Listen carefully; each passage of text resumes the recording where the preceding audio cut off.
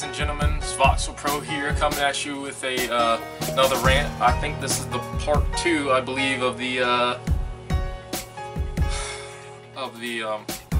relationship, the marriage, and stuff for people of my generation and everything like that. So I was telling the story about how I was in the bar and grill with some of my friends, the sports bar and grill with some of my friends, and it's just, you know,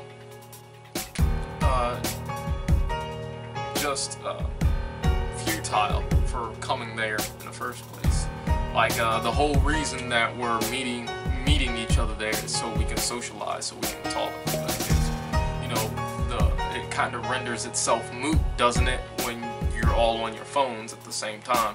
And like I said, I can't really blame them because that's more of a generational thing. So, I guess what I'm trying to say is that, you know, it's the technology, it's the way that we interact with each other, it's the social media that's destroying our sense of sociability. I already kind of ranted about, you know, the way that, you know, it makes us unstable emotionally, because when we post things on like Facebook, Twitter, we like drive people to madness, doggone near suicide, if not suicide. And it doesn't necessarily have to be posting something. It's the fact that it diminishes our sense of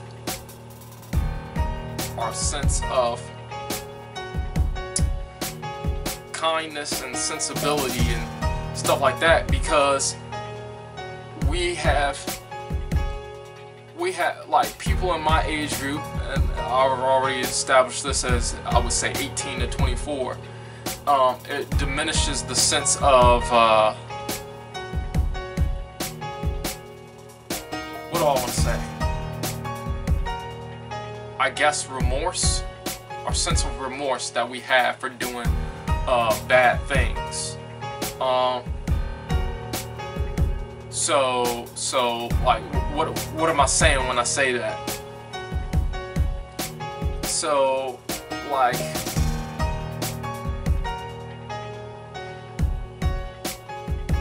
somebody in the 80s, 70s, 80s, most of the people in there, like I said, there are exceptions to the rule, but when they do stuff, they feel remorse for it. But for some reason, in our age group, we either feel a lot less remorse than they do, or none at all.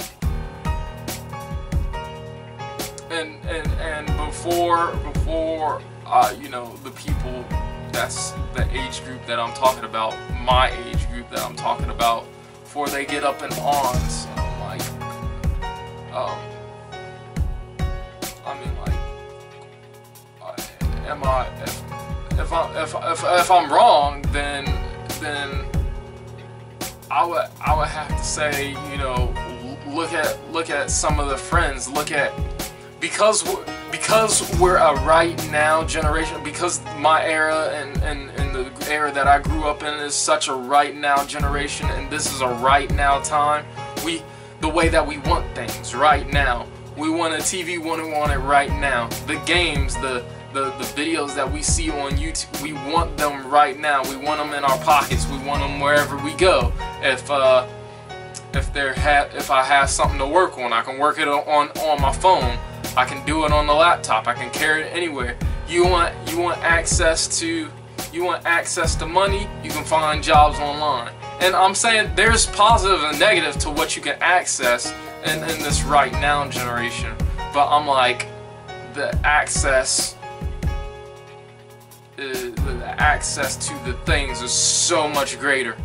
I'm making a point here, trust me.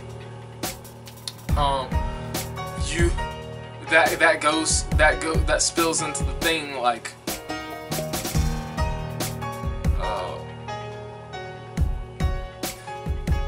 if you're a male say you want women, you can find them on the net. For women, it's the same thing. You want men, you can find them on the net.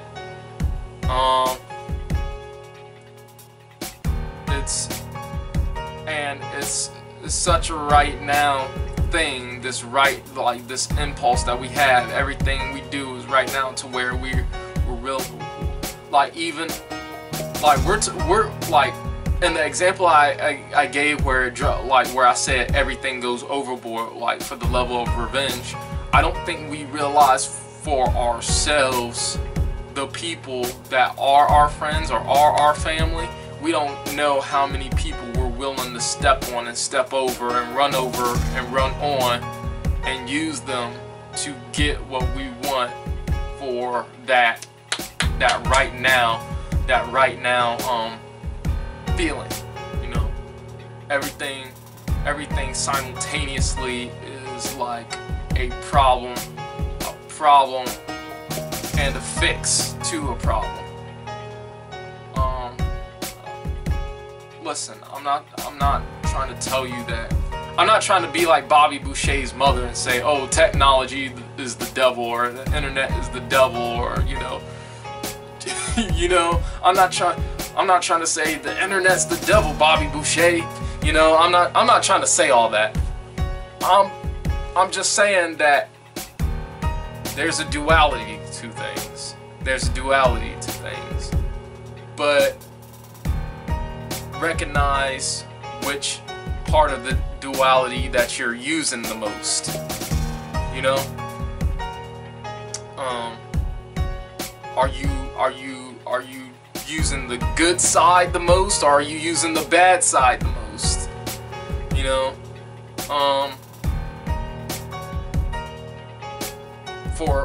For example, you know, the internet is good to do, like, if you have a school project or whatever, it's good to do research on. You can find anything on that. You can post anything on that. But as I said before, you can post anything on there, and you can literally destroy people's lives and destroy people's mindsets and stuff like that. Like, somebody may not be as mentally strong as you. Somebody may not be as, like, strong-willed as you, and because for some reason you believe that you have that power, you have such a mental fortitude or such a strong will, that you just can go and push people around and act however you wish against them. Like I said, there are exceptions to the rule, and not everybody in my generation is like that. And I'm just gonna say that I think our generation is known the most for that, I guess, quote unquote, pimping the bad side out. The reason why I say that is because it made me think of To Pimp a Butterfly. How all his songs have that duality, and you know, so it's weird, isn't it? Like how we do stuff because we can. We're readily able to destroy because we can, and that spills over into the relationships. How much we're willing to destroy, how far we're willing to go. Like and this spills over into, like, when I was talking about the goals in the last video.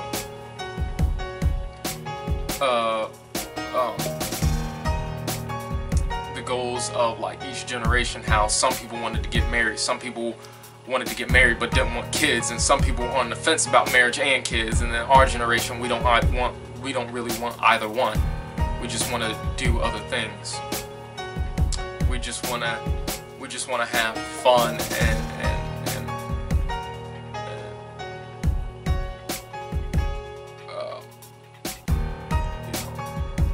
have a time filled with, you know, debauchery and everything of that nature. And it's like, so I guess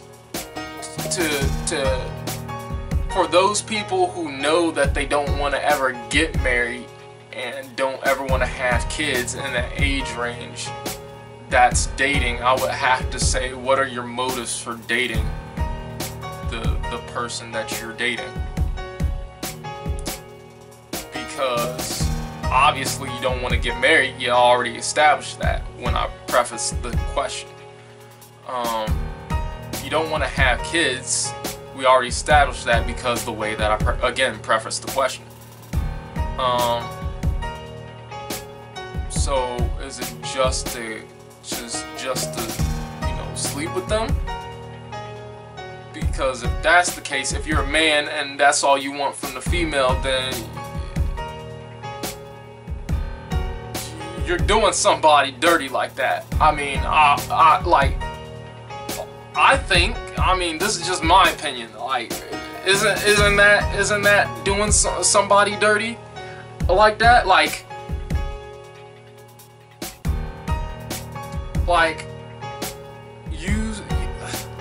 you spend all, like, you almost, I don't even know what it is. First of all, you're lying in two different cases. First of all, you're lying to yourself, because I don't even think you want that girl first. I don't even think you want her, to be honest. Because you already established that you're just, wanting to sleep with them.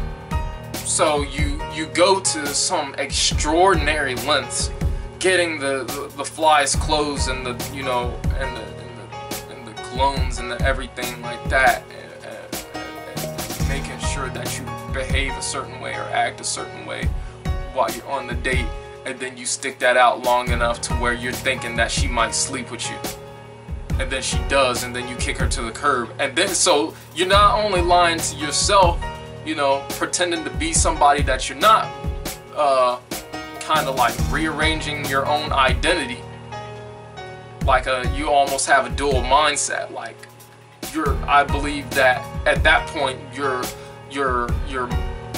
sincerity diminishes from that act alone, and then you hurt their feelings because they thought you truly cared about them. Like, and then when that happens to you, you're doggone near suicidal. Like no, for real. Like, people literally kill themselves when they are faced with the same situation, when they're on the receiving end. Like, it's horrible. But you got somebody, now somebody got you. Like, that's just things coming back on you.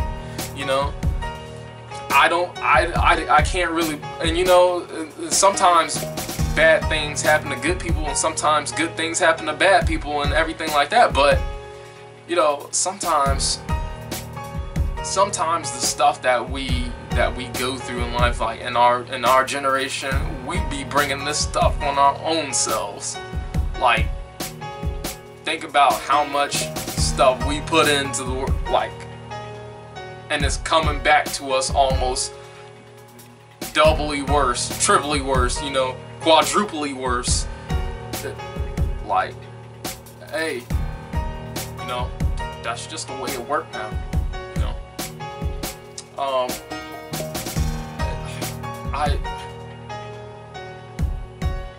And it's not like it's only the men that do it, because girls do the same thing.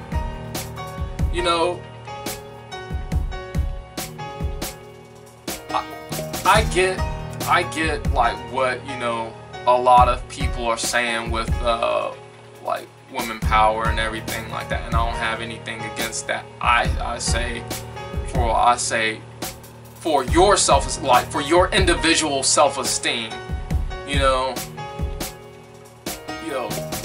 first of all, have some standards that you want to, for guys and for girls. Like, have some standards, and if anything doesn't meet that standard, then like, you know, but be realistic about them. Don't, first of all, don't set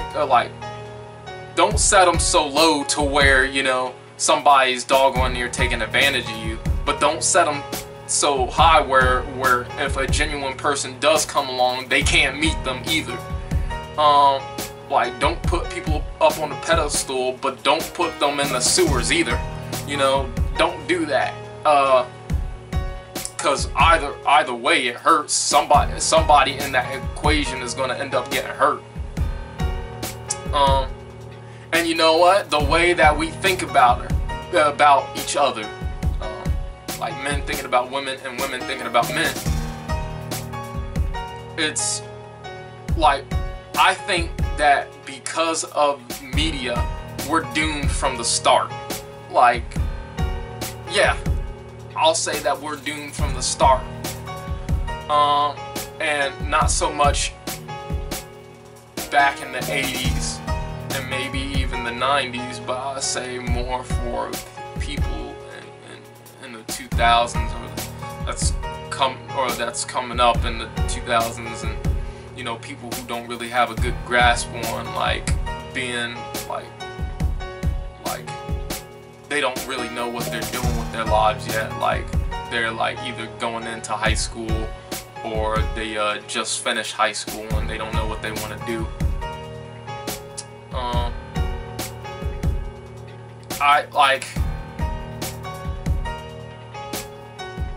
Like in that way, we're kind of doomed from the start, because the way the media perceives each one of us.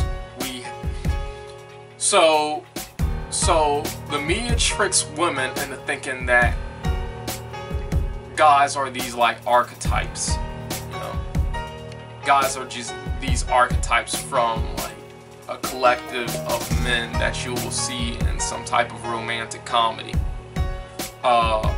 Which, you know, I get that some, like, they're based off of realistic personalities, but notice how, like, as shows go on, you know, if it's based off of a show, how they stick to that one core personality that's just overpowering, you know, overpowering the other sides of their personality. Like, I think there's a mental image with women on what a man should be and what a man should do, and what and how even down to how they should look, you know. Every guy's gotta look like, do people still like Brad Pitt? I don't really know. Like, do women in the 18 to 24 age group, do they still like reference him as like a, you know, manliness type deal? Do they still reference him as that? Whatever. I'll just use him in Fight Club then. It's like every guy's gotta be able to have the 6 to 8 pack, you know, swole, like be able to fight and be able to think on the fly and be able to ready to fight somebody and be just enough of a jerk to them to keep them interested, but also sincere enough to like keep them to keep them from like saying, oh well, you know, you're just mean, I'm breaking up with you now. It's weird. It's a weird twist of things, and you always gotta wear these pants. You gotta be somewhat fashionable, and the hair's gotta be perfectly coiffed, and it's all this stuff. You gotta be able to work out like 6,000 hours per week, and there's not that many hours in a week, but you know, you understand what I'm saying. And then on the men's perspective, okay, we're doomed from the start because we have this preconceived notion that women should, like, okay, first of all, they should always They should always look a certain way. They should always have, like, you know, oh boy. So they should always like look good. Like, they should always be like visually appealing. Like, even in their worst moments, they always have to be visually appealing. And it doesn't matter. And somehow, in every situation that, like, that's on their emotional range, they have to be ready to sleep with you. Like, that's doomed thinking right there. The fact that they gotta wear these certain clothes or whatever, and to be honest, you know, the clothes thing, that's kind of a doom for both parties. Yeah, sure, we do have these, like, a lot of girls who like wear like tight stuff, and you know, all the shirts and the everything and all this stuff to like attract the male, and then the male is like doggone near like harassing her, and then she wants to get mad about him looking at a certain part of her. So it's like, you can't have your cake and eat it too. You can't wear all this stuff and then expect me not to look, and then get mad about me from looking, which that was the purpose of the tightness of the clothes in the first place. Like, no, that's a setup. Like, okay, recognize that that's a setup right there. Yeah, I get what people say, and I had this conversation with somebody that I worked with before. I get that no means no, but like, then what are you really wearing those clothes for then? Like, you know what it does, you know how they are, you know what it does. You decided to jump in the shark-infested waters. That's what you decided to do. That's what you decided to do. Yeah, sure, they still have to control themselves, but at the same time, you shouldn't be offering cake and then denying it to them. Maybe that's a little bit too edgy, I don't know. But you see my point.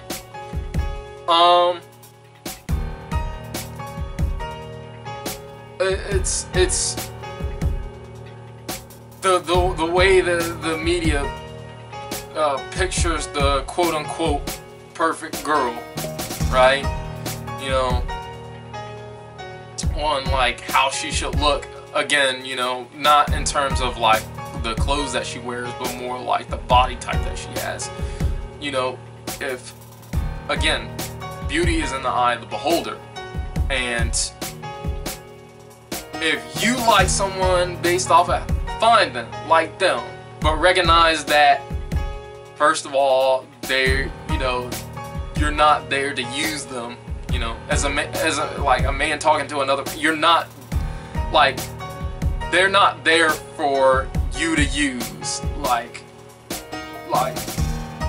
you shouldn't just like go around and sleeping with everybody who you think is attractive.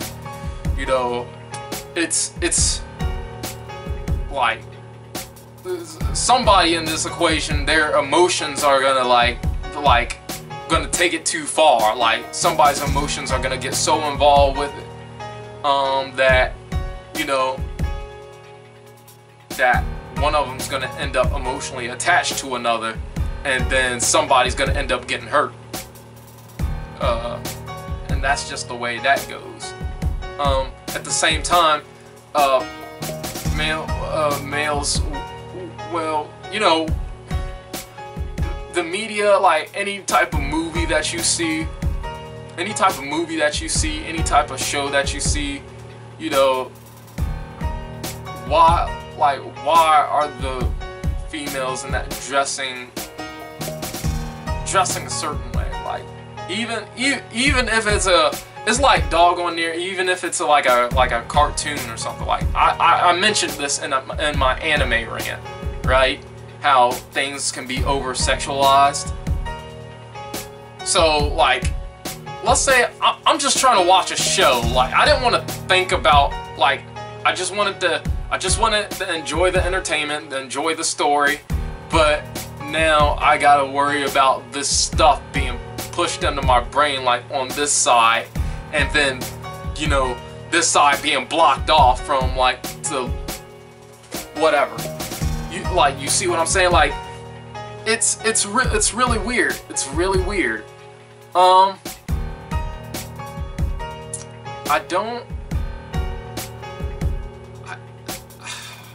man.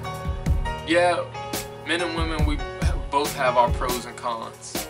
And then, you know what, in terms of who's the biggest liar, you know, we're not going to entertain that thought, you know, because people are different, you know.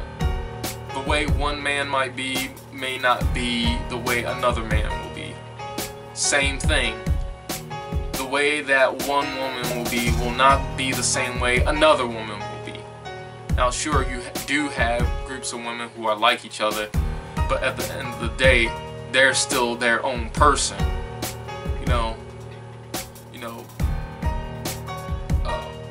They still have their own lives. They still got to make their own individual choices, just like we make our own individual choices. Why is it that, you know, why is it that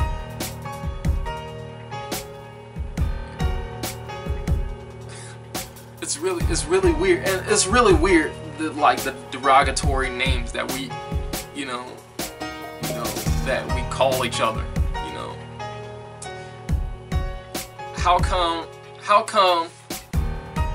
like, a lot of women, I won't say everyone, because not all women believe this, but how come a lot of women call all guys dogs, and yet the guys call them the bees, which is the I'm not saying the word, but they call them bees because when that's technically known as a female dog, that then by the definition that means that by definition and going off of what we called each other, that means that we still fit, that they're dogs and we're dogs, like, by that same definition, because the B word is nothing but a female dog, and the, you know, and it's a derogatory term, but, you know, like, how's that work? Like, how's that work? By that definition, then we still go together, don't we? I would still have to refrain to, like, Chris Rock's rules, like, you know, of who's the biggest liar. Like, yeah, you can say all women are lie, like, we both lie as much as each other, like some men will lie, like, and not all men lie. Come on. And not all women are, you know, are visually fooling you. That, like, there are people on both sides of the equation that are literally, you know, genuine and sincere and stuff like that, and don't let one person from each side ruin it for the other side that they are a part of. But, you know, some men are known to, like, lie about stupid stuff and, you know, cheat and stuff like that, and women, they're more known for hassling when they don't need to be, and lying through their appearance. You know, as he pointed out, he says, you got like 3-4 inch heels. You ain't that tall. You got contacts. That ain't your really that isn't your eye color. You know, you're wearing a weave. That's not your real hair. You know, you got on fake fingernails. You know, think about that episode of Fresh Prince, the one that Tisha Campbell was on. Think about how she snapped off all her fingers, you know, she took off her heels, and, you know, she threw the wig or the weave or whatever it is down on the ground, you know. Come on. Like, if that doesn't give a perfect example as to what I'm talking about, then I don't know. Like, let's put some perspective. Like, now that we have both fired against each other and we both destroyed each other's glass houses, let's start at ground zero and let's build up together. So I guess that's kind of it for the second part of the rant for marriage and relationships, and the relationships between men and women, and you know, kind of relationships in general, and the sincerity and stuff like that. So I'm gonna cut it off now because my camera is at its like a lowest battery. I got time on my memory, but this time I don't have it on my battery, and I don't really have anything else to say, so it's kind of perfect. So thank you guys for watching. Subscribe to Voxel Pro.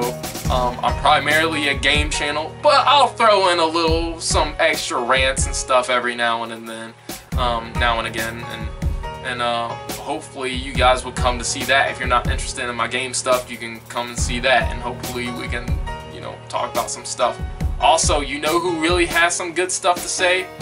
My man Threes, and I'll put him down and like I'll do it with the editing, and you can go see his videos that he has on. He has a Batgirl playthrough for the newest Batman that came out this past June, for the, you know, the Batgirl DLC. Was it The Last Laugh, The Laughing Joke? I forget what the DLC is called, but he has the playthrough of the Batgirl, and then he actually has a couple of good, you know, discussion topics himself about America. So look at that, and I'll put that video in the description. And I hope you guys will keep on watching. And I'm still on the road to the Phantom Pain. We got less than 3 weeks, like literally less than 3 weeks. We all doggone near only have 2 weeks left, and like 4 or 5 days. We have like 2 weeks left, but we have a little over 2 weeks left, or a little less than 3 weeks left, but whichever way you want to prefer. But yeah, I'm excited, can't wait, and it's going to be should I say, the bomb diggity. And yeah, I'm really excited for it. So I hope to see you guys. Comment, subscribe, and share, and like it if you truly do like it, and share it if you truly want to share it, and all that stuff. So I will see you guys later.